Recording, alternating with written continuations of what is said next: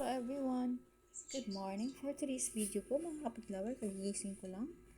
Naglagay na ako ng VC toner. Yung pink niya, ito nasira kasi yung dilaw na takip. Kaya nilipat ko yung takip dito kasi nasira. Pero ito yung naubos ko, pink din yan. Diba? Pink din. Pangalawang order ko na ito mga kapitlover sa VC toner at saka sa VC moisturizer. Ay, hindi, pangatlo na pala, pangatlo kasi yung una, yung inano ko yung partner dito is dragon, yung retinol. Kaya yan lang po. Ito po ang gamit ko, VC toner.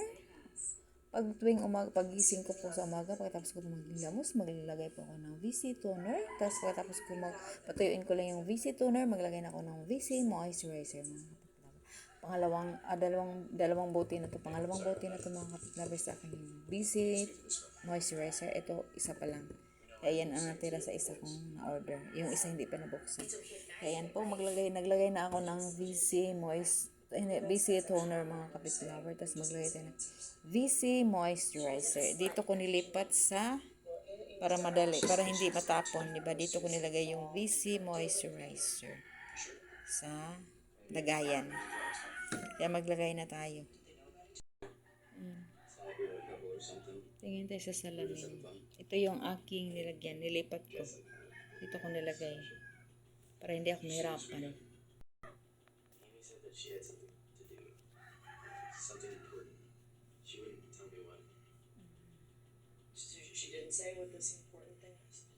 Ang hirap pag walang maghawak sa camera.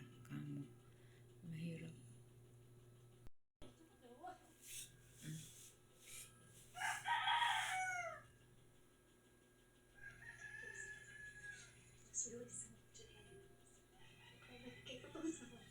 Yan lang po, tingnan nyo, diba? Basta, pag bago kayo maglagay ng sunscreen, patuyuin nyo muna yung VC moisturizer, ha?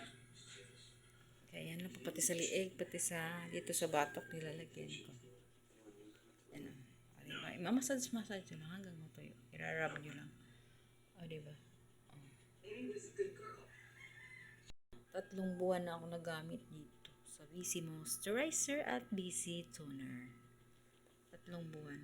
Kaya, pangatlong bisis na rin ako nag-order sa shop na in-orderan ko ng VC toner at VC moisturizer. Saka retinol. Yan, diba? Hintayin nyo lang siya matuyo, mga kapitlover, bago nyo lagyan ng sunscreen protection. Diba?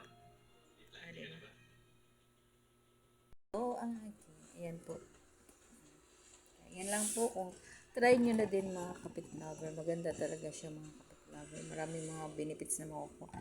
Ito, ginagamit ko to buong katawan. Parang nilolotion ko. Tapos ito, sa mukha ko lang nilalagay kasi medyo malagkit. Tapos yan.